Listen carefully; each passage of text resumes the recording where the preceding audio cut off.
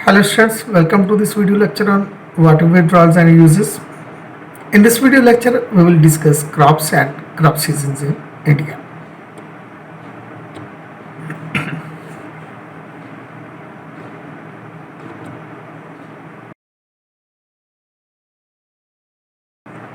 So, crop seasons.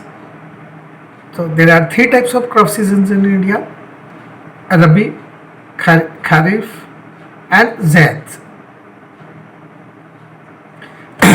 India में तीन तरह की जो फसलों के सीजन रहते हैं, रबी, खरीफ और ज़ैद।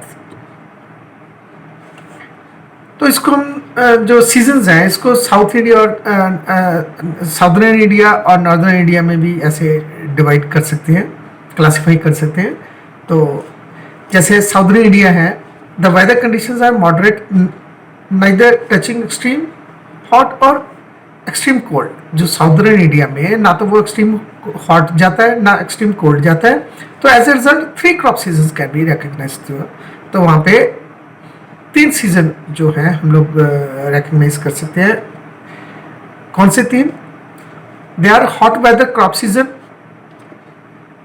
रबी season and kharif season. The hot weather crop season ranges from February to May, and the crops which can sustain heat and humid conditions are grown. अभी फरवरी टू मई में जो हॉट वेदर क्रॉप्स रहती हैं, देखते हैं इसको। खरीफ season ranges from June to October, and Rabi season ranges from October to March. Kharif season, the crops are sown in the beginning of monsoon and harvested in autumn. About Rabi season, the crops are sown in the beginning of winter and are harvested in spring. जो खरीफ season जो होता है जून to अक्टूबर रहता है, रबी season जो होता है अक्टूबर to मार्च रहता है। और खरीफ सीजन का मतलब क्या हुआ कि इसमें जो बीज बोए जाते हैं वो मानसून के शुरू में बीज बोए जाते हैं, और जो फसलों की कटाई होती है वो ऑटम पतझड़ के सीजन तक जाकर के इसकी कटाई हो जाती है। रबी सीजन जो होते हैं इसमें बिजाई जो होती है बिगिनिंग ऑफ सर्दियों के शुरुआत में हो जाती है, और जो करीबन बसंत ऋतु में इसकी हार्वेस्टिंग की जाती है। ऐसी नॉर्दर्न इंडिया में जो क्रॉप सीजन्स कैसे हम लोग डिफाइन करते हैं, क्लासिफाई करते हैं। There are two distinct crop seasons in area. Northern India में दो मेन क्रॉप सीजन्स रहते हैं, रबी एंड खरीफ। रबी जो है करीबन नवंबर के महीने में शुरू होता है और मार्च में ख़त्म हो जाता है। खरीफ सीजन जो होता है जून में स्टार्ट होता है और अक्टूबर में एंड हो जाता है इसका। As a matter of fact, the crops of one season may extend in the other season depending upon the prevailing climatic conditions of the area. तो मतलब क्या हुआ है कि इसका जो सीजन है जो हमने क्लासिफाई किया है रबी खरीफ, इसका जो हार्ड एंड फास्ट रूल नहीं है। एक सीजन की जो ये ओवरलैपिंग कर सकते हैं। सीजन किस साल कैसा क्लाइमेट है उसके अकॉर्डिंगली या एरिया के थोड़ा अकॉर्डिंगली, तो ये एक दूसरे में एक्सटेंड कर जाते हैं सीजन्स।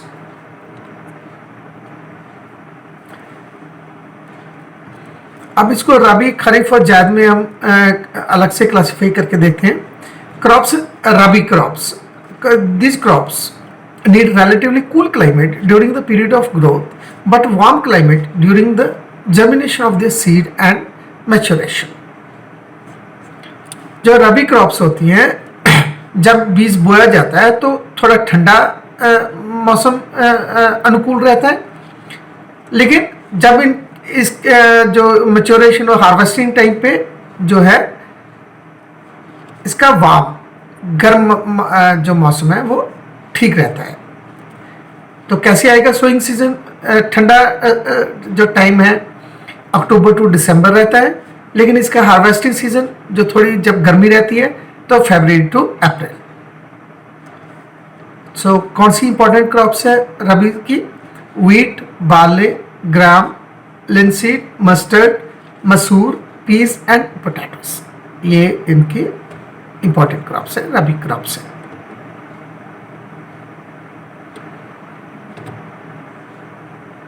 Kharif crops.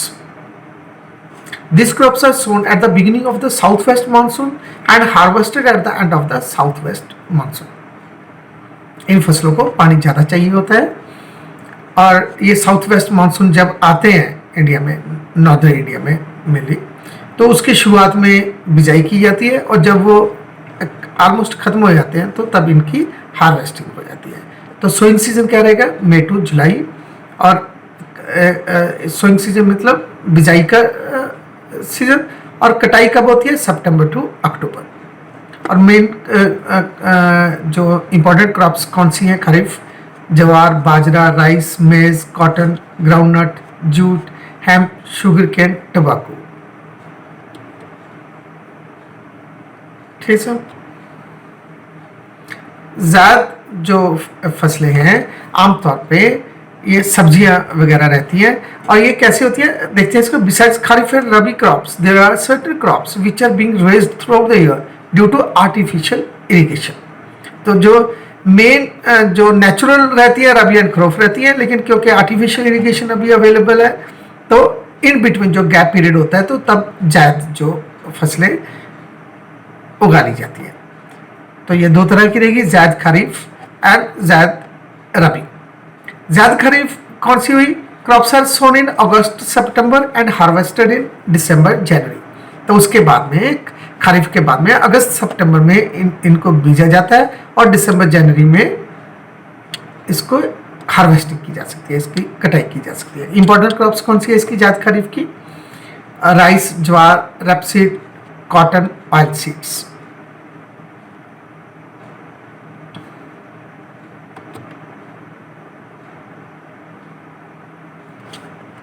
जायद रबी क्रॉप्स आर सोन इन, कब ये बीजी जाती है?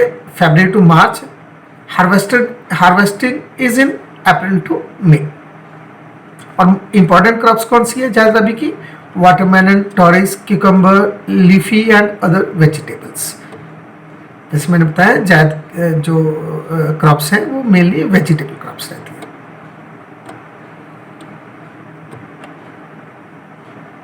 So certain definitions with regard to crops and crop seasons in India. Kharif Rabi ratio or crop ratio. The area to be irrigated for Rabi crop is generally more than that of the Kharif crop. Rabi crops जो है वो ज़्यादा area में बीजी जाती है kharif crops के मुकाबले से. तो ये जो रेशो है, the ratio of proposed areas to be irrigated in Kharif season to that in the Rabi season is called the Kharif to Rabi ratio. The ratio is generally 1:2. Means Kharif area is 1/2 of the Rabi area. If Kharif area is 1, then Rabi area will be double that of Kharif area. तो इस ratio को 1:2 की ratio को क्या बोलते हैं? खरीफ जो क्या बोलेंगे इसको? खरीफ रबी रेशो और crop ratio.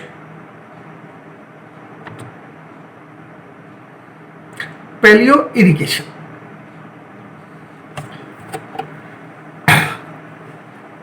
Sometimes in the initial stages before the crop is sown, the land is very dry.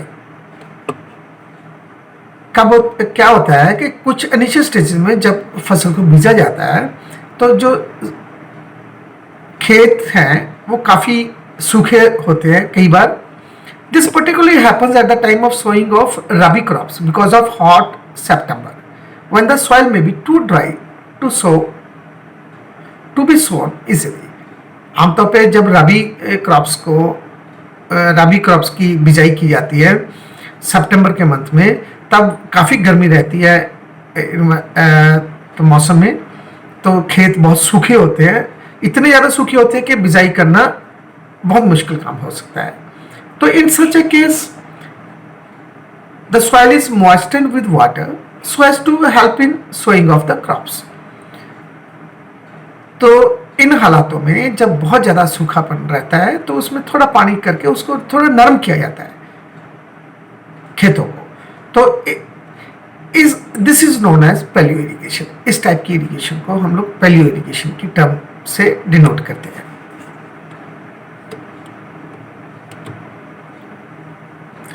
Core watering, the first watering which is given to a crop when the crop is a few centimeters high is called core watering। जब फसल को बीजा जाता है तो कुछ दिनों के बाद में जब उसकी सबसे पहली वाटरिंग की जाती है, उसको पानी दिया जाता है, तो उसको फर्स्ट वाटरिंग को क्या बोलते हैं? Core watering, KOR, core watering. It is usually the maximum single watering followed by other watering at usual intervals as required by drying of leaves। आमतौर पे जो कोर वाटरिंग होती है वो मैक्सिमम वाटरिंग होती है, मैक्सिमम सिंगल वाटरिंग होती है। और उसके बाद में जब भी जो है पानी वाटरिंग की जाती है, पानी दिया जाता है खेतों को, तो तब इतनी डेप्थ नहीं होती है पानी की। जो सबसे पहली डेप्थ रहती है पानी देने की, वो कोर वाटरिंग की सबसे ज़्यादा रहती है। और पानी बार बार कब देना होता है? तो जब जो फसल के जो पत्ते हैं सूखने लग जाते हैं तो पानी देने की जरूरत पड़ती है। द ऑप्टिमम डेप्थ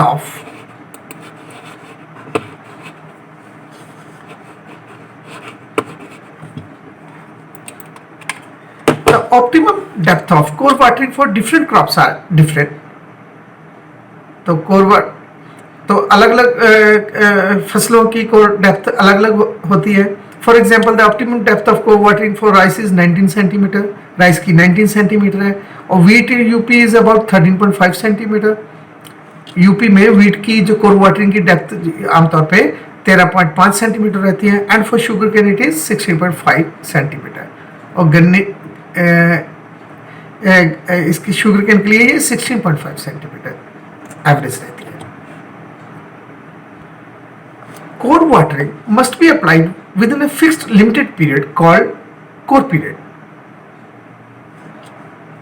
तो जब कोर वाटरिंग करनी है तो एक स्पेसिफाइड टाइम रहता है, हर फसल का अपना एक अलग कुछ स्पेसिफाइड पीरियड होता है जिसमें कोर वाटरिंग हो जानी चाहिए for maximum yield for success of the crop. तो उस पीरियड को क्या बोलते हैं? Crop period, core period. If the plants fail to receive this water in time or in sufficient quantity then they do suffer a significant loss। अगर core watering इस time पे नहीं हुई या उसकी डेप्थ कम रह गई तो काफ़ी फसल का काफ़ी नुकसान होगा। The core period depends upon the climate. तो एक ही फसल का जो कोर पीरियड है वो अलग अलग जगह पे अलग अलग हो सकता है डिपेंडिंग अपॉन द क्लाइमेट, के मौसम कैसा है। It is less for humid climates and more for dry climates. बिल्कुल ये ऑब्वियस है कि ह्यूमिड क्लाइमेट्स में कोर पीरियड कम होता है और ड्राई क्लाइमेट्स में ये ज़्यादा होता है। The core period for rice varies from 2 to 4 weeks and that for wheat varies from 3 to 8 weeks। Rice के लिए ये 2 से 4 हफ्ते तक रहता है कोर पीरियड, और व्हीट के लिए, गेहूं के लिए ये करीबन 3 से 8 हफ्ते का रहता है।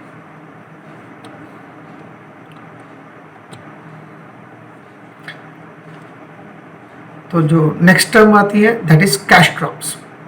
ये कुछ पिक्चर्स दिखाई हैं कैश क्रॉप्स की।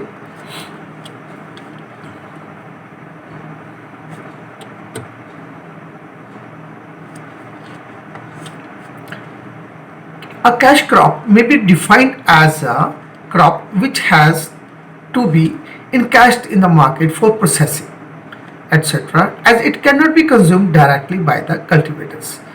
कैश क्रॉप्स कौन सी होती हैं? कैश क्रॉप किन फसलों को, नकद फसलें कैश क्रॉप्स टर्म से डिनोट किया जाएगा? जिन फसलों को मार्केट में बेच करके पैसा प्राप्त करना है और जो कि किसान अपने लिए, अपने खाने के लिए, अपनी पर्सनल यूजेस के लिए नहीं उगाता, जिन फसलों को सिर्फ बेचने के लिए उगाया जाता है, उससे मुनाफा कमाने के लिए कमाया जाता है, उन फसलों को कैश क्रॉप्स कहा जाता है। All non-food crops are thus included in cash crops। तो नॉन फूड क्रॉप्स है जो खाने पीने के काम में नहीं आती हैं, जैसे गेहूं, राइस वगैरह हुआ, उनको छोड़ के बाकी सारी फसलें जो हैं वो कैश क्रॉप्स की कैटेगरी में आएंगी. Crops like jute, tea, cotton, tobacco, sugar cane etcetera are therefore called cash crops. बिल्कुल ऑब्वियस है, ये फूड क्रॉप्स नहीं है तो इनको कैश क्रॉप माना जाएगा. The food crops like wheat, rice, barley, maize etcetera are excluded from the list of cash crops. चाहे कि किसान इनको बेचते हैं, लेकिन ये मेनली जो कम्युनिटी की खाने पीने के लिए होता है, इसका मेन पर्पस मुनाफा कमाना नहीं होता, ये ज़रूरत होती है. तो इनको मतलब आमतौर पे कैश क्रॉप्स की कैटेगरी से अलग रखा जाता है.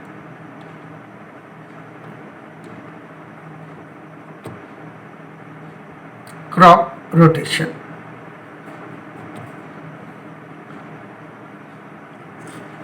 When the same crop is grown again and again in the same field, the fertility of land gets reduced as the soil becomes deficient in plant foods favorable to that particular crop. Crop rotation की ये background समझा रहा है कि अगर एक ही खेत में एक ही फसल बार बार उगाई जाए तो जो उस खेत की, जो उस भूमि की जो उपजाऊपन है वो जो है कम हो जाती है. क्यों कम हो जाती है? जो मिट्टी है वो प्लांट फूड्स में, जो कि उस खास फसल को न्यूट्रिएंट्स जो उस मिट्टी से मिलने होते हैं, वो धीरे धीरे करके कम पड़ जाते हैं, कम हो जाते हैं. In order to enhance the fertility of the land and to make the soil regain its original structure, it's often found necessary and helpful to give some rest to the land. अगर हम एक ही फसल बार बार कर रहे हैं और जो जिसकी वजह से उस खेत की भूमि में जो उसके उपजाऊपन कम हो गया है, जो उसके जो न्यूट्रिएंट्स हैं वो कम पड़ गए हैं, सॉइल स्ट्रक्चर डिस्टर्ब हो गई है, तो उसको दोबारा से प्राप्त करने के लिए, रीगेन करने के लिए, तो क्या होता है कि कई बार जमीन को कुछ समय के लिए बिना फसल उगाए ऐसे ही खाली छोड़ना पड़ता है.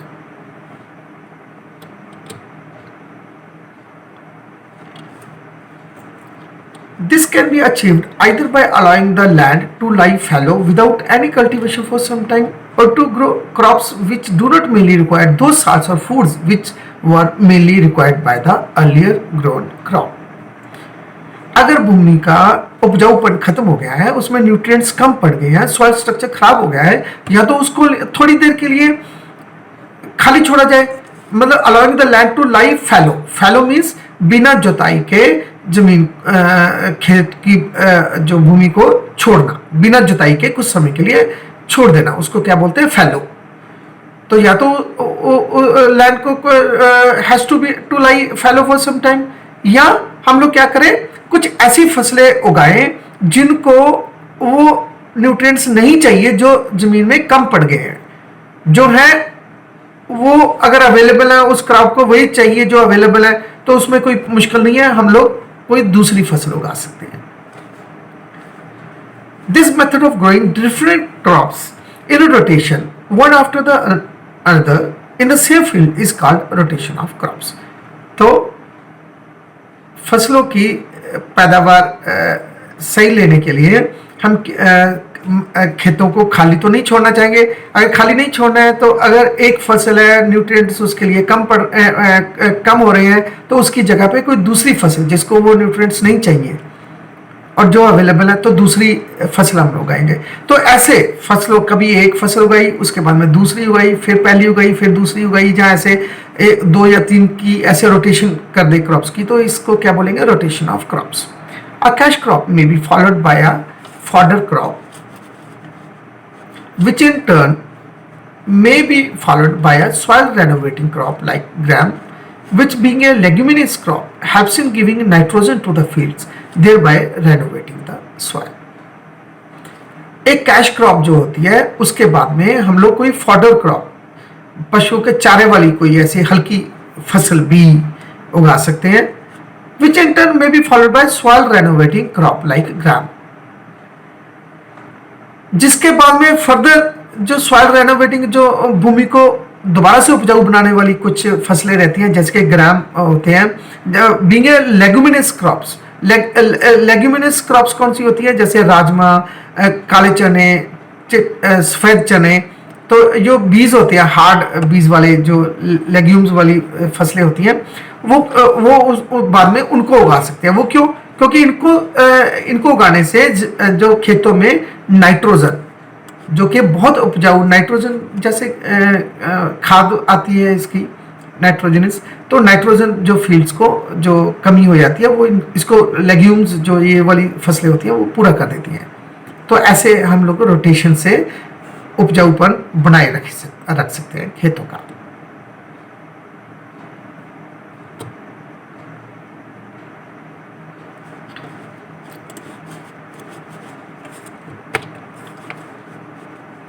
The rotation of crops will help in extracting different foods from the soil and thus avoiding the general deficiency of any particular types of elements. अगर हम फसलें रोटेशन से उगा रहे हैं तो किसी एक ही खास एलिमेंट की कमी नहीं होगी। Moreover, if only one type of crop is grown in the same field, numerous insects and pests of similar nature will get developed. अगर एक ही फसल उगाए रखेंगे, बार बार एक ही फसल उगाएंगे, तो उसमें एक खास किस्म के जो हैं कीड़े मकोड़े पनप जाएंगे। उनके लिए वो एक नेचर ऐसी बनेगी कि एक ही तरह के कीड़े मकोड़े बनते रहेंगे। The crop rotation will also help in checking such growth. अगर क्रॉप रोटेशन करते हैं तो कीड़ों के पनपने का वो जो साइकिल है वो टूट जाएगा। Crop rotation will thus help in increasing the fertility of soil and reducing the diseases and wastage due to insects and hence increasing the overall crop yield. तो क्रॉप रोटेशन का बेनिफिट क्या हुआ कि fertility of soil जो है, उपजाऊपन भूमि का बना रहेगा और जो कीड़े मकोड़े हैं वो भी कम होंगे और ऐसे में पैदावार ज्यादा होगी। In general, the following rotations of crops may be adopted depending upon the soil conditions. तो जैसे हमारे पास सॉइल कंडीशंस अवेलेबल है उसके अकॉर्डिंगली ये कुछ कॉम्बिनेशंस हैं जो अडॉप्ट किए जा सकती हैं क्रॉप रोटेशन के लिए। वीट, ज्वार, ग्राम, राइस ग्राम, कॉटन, वीट ग्राम, फैलो में कुछ देर के लिए बिना जुताई के उसको रखना अप टू जुलाई। Cotton, jowar, gram, sugar cane 18 months के लिए, ठडवा, वीट और ग्राम, फैलो। तो ऐसे ये साइकिल चल सकता है क्रॉप रोटेशन का।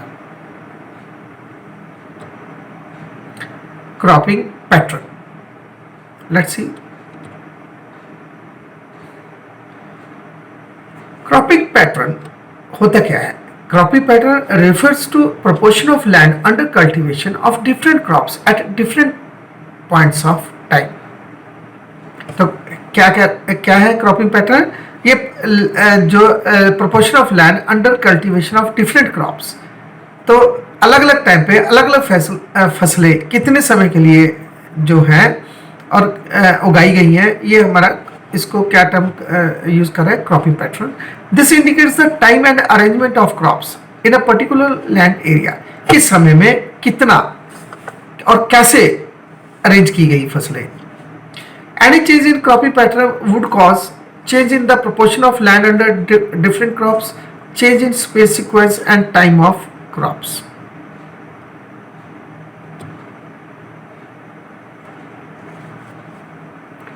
In India, the cropping pattern is determined by rainfall, temperature, climate, technology and soil type.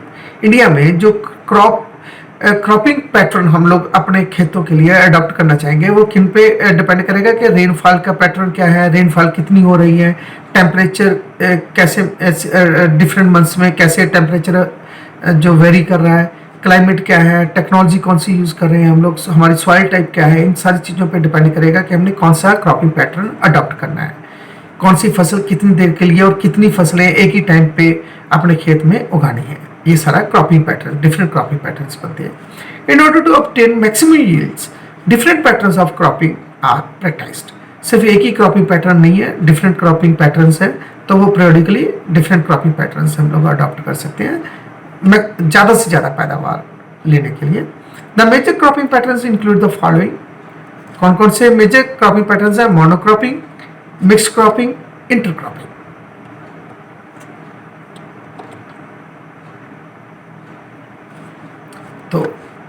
पहला पैटर्न क्रॉपिंग पैटर्न का है मोनोक्रॉपिंग। मोनो मीन्स एक ही तरह का, नाम से ही जैसे बिल्कुल प्रत्यक्ष है। Monocropping reduces soil fertility and destroys the structure of the soil. हम बात कर चुके हुए हैं कि एक ही तरह की फसल बार बार उगाने से सॉइल का जो जमीन की मिट्टी की उपजाऊपन बहुत कम हो जाता है और इसका जो स्ट्रक्चर ऑफ सॉइल है वो भी खत्म हो जाता है, नष्ट हो जाता है। Chemical fertilisers are required to upgrade production.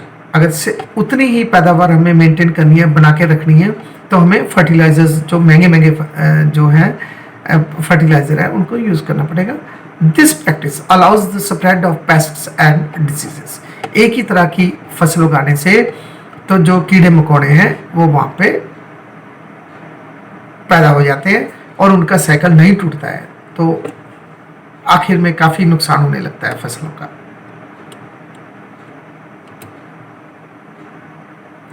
Mixed cropping, जैसे इमेज को देखने की कोशिश करें। Mixed cropping, this is mixed cropping. क्या मतलब हुआ? When two or more crops are grown on the same land simultaneously, it's known as mixed cropping.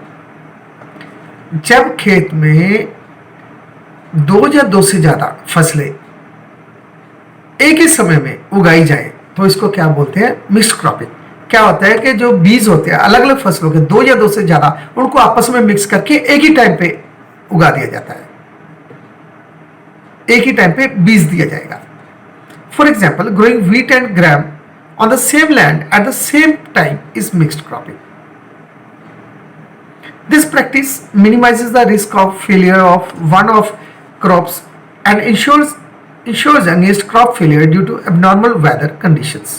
तो ये क्यों किया जाता है? दो या दो से ज़्यादा फसलें एक ही टाइम पे क्यों कर देते हैं कि अगर ये एक तरह से इंश्योरेंस का किसान को रहता है कि अगर खराब होगी तो कीड़ा लगेगा, जहाँ मौसम खराब हो जाता है तो अनुकूल नहीं रहता, तो कम से कम दोनों फसलों, दो या दो से ज़्यादा जो जितनी फसलें बीजी हैं, तो सबका ही एक ही जितना बुरा हाल नहीं होगा, तो कुछ रहता है, रिस्क फैक्टर कम हो जाता है कि कम से कम कोई फसल तो पैदावार देगी।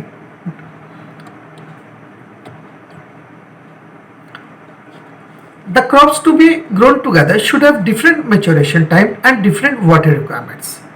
तो जो मिक्स्ड क्रॉपिंग है इसमें थोड़ा किस बात का ध्यान रखा जाएगा कि उनका जो मैच्योरेशन टाइम है, जो उनकी कटाई का समय आएगा, वो एक ही टाइम पे ना आए, आगे पीछे करके आए। और डिफरेंट वाटर रिक्वायरमेंट्स, उनके जो वाटर रिक्वायरमेंट्स हैं वो भी डिफरेंट रहे। एक फसल कम पानी चाहिए हो, एक को ज़्यादा चाहिए हो, ऐसा रहे तो ठीक रहेगा। One tall and one dwarf crop should be grown together. उनकी जो हाइट है वो अगर अलग अलग रहे तो उनको बाद में हार्वेस्टिंग में इजी हो जाता है, उनको अलग अलग से बीनना, काटना। The nutrients required by one crop should be less than those required by the other. तो एक फसल देखा जाए तो उसको न्यूट्रिएंट्स की जो ज़रूरत है वो कम रहे दूसरे से तो अच्छा रहेगा, अदरवाइज डेफिशिएंसी पैदा हो जाएगी, फर्टिलाइजर्स ज़्यादा यूज़ करने पड़ेंगे। One crop should have deep roots, other should be shallow. तो अगर एक फसल की जो जड़ें हैं ज़्यादा गहरी हो, दूसरी की कम हो, तो वो भी एक तरह से उनको डिस्टिंक्ट करने के लिए हेल्पफुल रहेगा बाद में जब हमने कटाई करनी हो या जो भी काम करना है। All this criteria lead to successful mixed cropping pattern. तो सक्सेसफुल मिक्स्ड क्रॉपिंग पैटर्न के लिए ये सारे फैक्टर्स रहते हैं। कौन कौन से फैक्टर हमने किए हैं? उनका डिफरेंट मैच्योरेशन टाइम जो है डिफरेंट होना चाहिए, वाटर रिक्वायरमेंट्स डिफरेंट होनी चाहिए, जो एक टाल एक ड्वार्फ होना चाहिए, एक न्यूट्रिएंट्स रिक्वायरमेंट दोनों की अलग अलग होनी चाहिए, कि कम एक की ज़्यादा, उनकी रूट्स की डेप्थ भी कम होनी चाहिए, कि ज़्यादा एक की कम। तो ये था मिक्स्ड क्रॉपिंग। एडवांटेज क्या है मिक्स्ड क्रॉपिंग के? द क्रॉप यील्ड इंक्रीजेस, पैदावार बढ़ जाती है। The paste infestation is minimised, कीड़े मकोड़े जो हैं वो कम हो जाते हैं। Reduction in the risk of crop failure, तो फसलों के फेल होने का, खराब होने का जो रिस्क है वो कम हो जाता है। The soil is utilised properly, तो जब भूमि की इससे बढ़िया उसको बढ़िया यूटिलाइजेशन हो जाती है। काम में आ जाती है। मोर than one variety of crops can be harvested at the same time, एक ही समय में एक से ज्यादा फसलें हमें मिल गई। थर्ड टाइप क्या है cropping pattern? Third cropping pattern is intercropping. Intercropping is the practice of growing more than one crop on the same field at the same time in a definite row pattern. ये भी जैसे हमने अभी जो किया था मिक्स्ड क्रॉपिंग, उसी तरह एक ही टाइम पे दो या दो से ज्यादा फसलें एक ही टाइम में हम उगाते हैं, लेकिन फर्क क्या है इसमें रो पैटर्न रहेगा। उसमें जैसे बीज आपस में मिक्स कर दिए और खेतों में बीज दिए, इसमें रो पैटर्न रहेगा। अलग अलग रोज में अलग अलग फसलें जो हैं उगाई जाएंगी। After one row of the main crop 3 rows of intercrops can be grown. ये पैटर्न भी हो सकता है, एक रो में एक फसल, उसके बाद में 3 rows में 3 कतार में दूसरी फसल, फिर एक कतार में एक फसल और 3 कतारों में दूसरी फसल। ऐसे पैटर्न हम लोग बना सकते हैं। This increases productivity per unit area. Per unit area में हम मैक्सिमम जो है पैदावार ले सकते हैं, क्योंकि उसके जितने भी न्यूट्रिएंट्स थे इस फसल को या उस फसल को अवेलेबल है, अभी मिल रहे हैं, तो इससे बढ़िया यूटिलाइजेशन जैसे बोला है कि वो हो ही नहीं सकती है। Examples planting alternating rows of maize and beans और growing a cover crop in between the cereal rows. तो एक मेन कवर क्रॉप हम लोग 2 दालों की रोज में बीज सकते हैं, और मेज और बीन्स देखो इसको। जो इंटरक्रॉपिंग है इसकी भी 3 किस्में रहती हैं। There are 3 types. Row intercropping, पहली टाइप क्या है रो इंटरक्रॉपिंग। रो इंटरक्रॉपिंग का मतलब क्या हुआ? When the component crops are arranged in alternate rows, it's known as row intercropping. जो इंटरक्रॉपिंग में जो फसलें भाग ले रही हैं जो हैं उनको अल्टरनेट रोज में, अल्टरनेट एक पहली किस्म दूसरी किस्म, पहली किस्म दूसरी किस्म, ऐसे अल्टरनेट रोज में इनको बीजा जाएगा। It helps in optimum utilisation of land space and suppression of weeds during the early stages of the main crop. तो इसका वही बार बार बता रहे हैं कि फायदा क्या रहता है। तो ऑप्टिमम यूटिलाइजेशन हो जाती है, और जो वीड जो कीड़े मकोड़े हैं वो अर्ली स्टेजेस पे ही उनको वो खत्म हो जाते हैं। मिक्स्ड क्रॉपिंग का ये इंटरक्रॉपिंग का एडवांटेज रहेगा। ये रो इंटरक्रॉपिंग के बाद में दूसरा क्या आया? Strip intercropping. स्ट्रिप, इसमें रोज नहीं बढ़ी, स्ट्रिप्स बन गई। एक स्ट्रिप चौड़ाई में रो तो एक सिंगल रो हुई, एक कतार हुई, तो ये कतार की जगह पे थोड़ी सी विड्थ जो है ये एक स्ट्रिप पड़ गई। पहली फसल की ये स्ट्रिप हुई, दूसरी फसल की ये स्ट्रिप हुई, फिर पहली फसल की ये स्ट्रिप हुई, पहली या दूसरी की ये रही है अपनी एक्चुअली तो ये वाली, फिर ये दूसरी फसल की ये स्ट्रिप हो गई। तो ऐसे रहेगा। When 2 or more crops are grown in wide strips so that the 2 crops can be managed separately, it's known as strip cropping।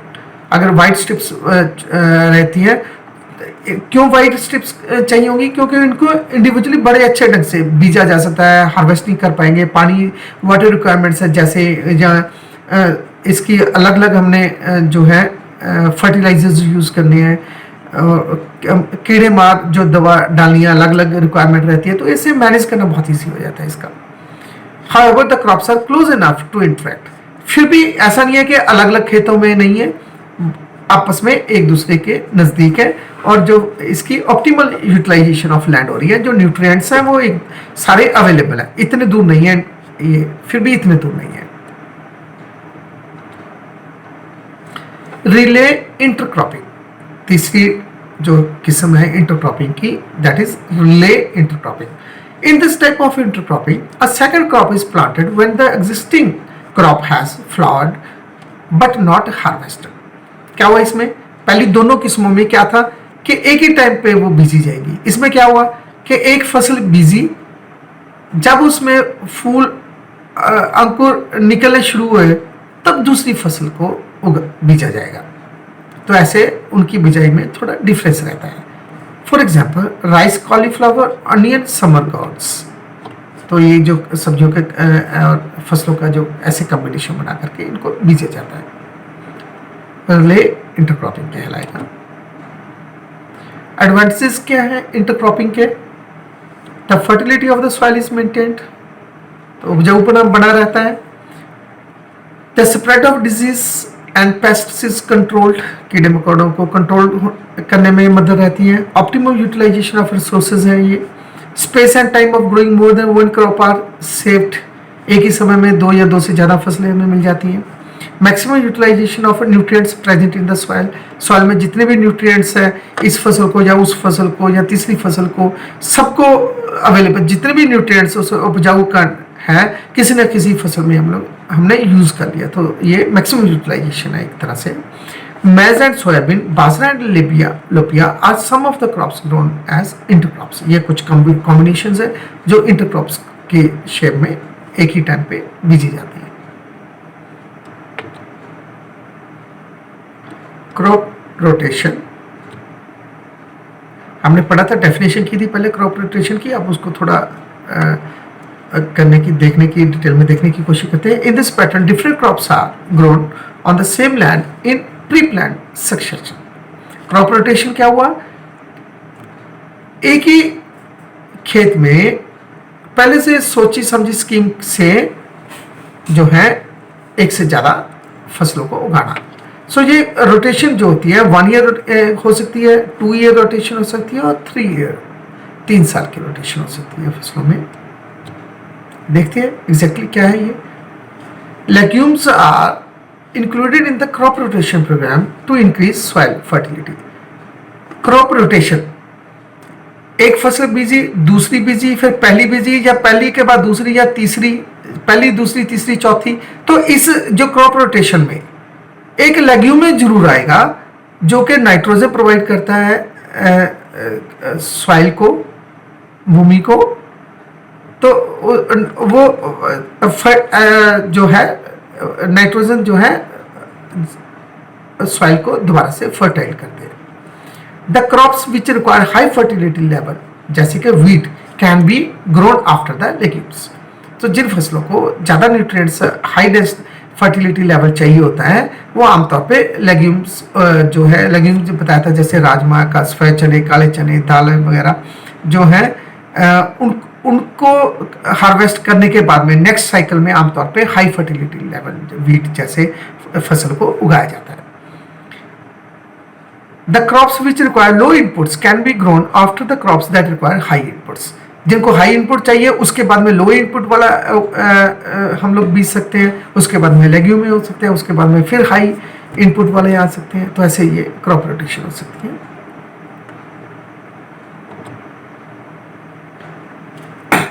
While selecting the crops for rotation, the following criteria should be adopted.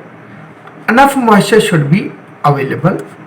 Availability of fertilizer, manpower and machine power होनी चाहिए। Fertiliser, man power, machine power सब कुछ available होना चाहिए। Marketing and processing facilities होनी चाहिए। Availability of nutrients in the soil होना चाहिए, न्यूट्रिएंट्स सॉइल में रहनी चाहिए। द क्रॉप ड्यूरेशन शॉर्ट और लॉन्ग, क्रॉप ड्यूरेशन कुछ भी हो सकती है, शॉर्ट या long. Advantages of crop rotation, फायदा क्या रहेगा क्रॉप रोटेशन का? The soil fertility is maintain for a prolonged period. जो भूमि की उपजाऊपन है वो काफ़ी देर तक जो है हम लोग मेंटेन कर सकते हैं। The growth of weeds and pests is prevented. अलग अलग फसलों से जो कीड़ों के पनपने का जो साइकिल है वो टूट जाता है। A lot of chemical fertilisers are not required, क्योंकि इन फसलों में लेग्यूम्स जैसे हम लोग ऐसे अलग अलग जो फसलों में एक तरह से जिस चीज़ की कमी, जिस एलिमेंट की कमी हो जाती है, दूसरी फसल, जिस फसल ने कमी की थी उसके बाद में दूसरी टाइप की अगर फसल उगाएंगे उसको वो न्यूट्रिएंट्स नहीं चाहिए जो कमी हो चुकी हुई है। तो जब तक वो पहली फसल की टर्न आती है तब तक वो सॉइल जो होती है रिकवर कर लेती है। तो ऐसे जो है केमिकल फर्टिलाइजर्स की ज़रूरत कम पड़ती है। मोनोक्रॉपिंग में जैसे हमने देखा था, अगर एक ही फसल बार बार उगाते रहेंगे तो जो कमी हो जाती है उसको पूरा करने के लिए हमें बहुत ज़्यादा मात्रा में फर्टिलाइजर्स को यूज़ करना पड़ता है। Otherwise the physical and chemical nature of the soil remains unaltered. तो जो उसका जो स्ट्रक्चर है सॉइल का नहीं टूटता, उसकी जो फिजिकल केमिकल जो प्रॉपर्टीज़ है, उसकी जो करेक्टरिस्टिक्स है वो मेंटेन रहती हैं क्रॉप रोटेशन की वजह से, क्रॉप रोटेशन से। तो ये इमेज बनाई है, कुछ अलग अलग फसलें, एक के बाद दूसरी, दूसरी के बाद ये वाली, फिर उसके बाद ये वाली, ऐसे हम लोग सीजन टू सीजन अलग अलग फसलें उगा सकते हैं। तो यही क्रॉप रोटेशन है।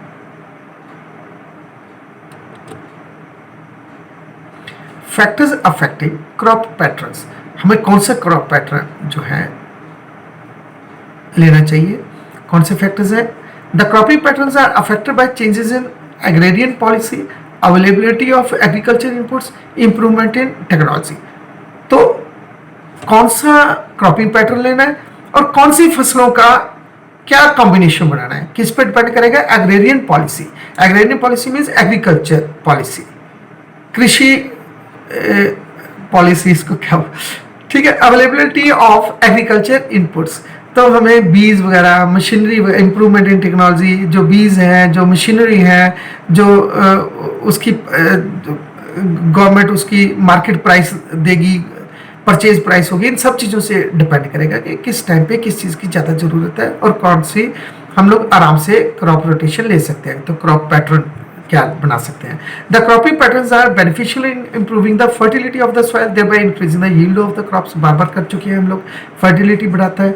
It ensures crop protection and availability of nutrients to the crops. So that's all for now. Thank you very much.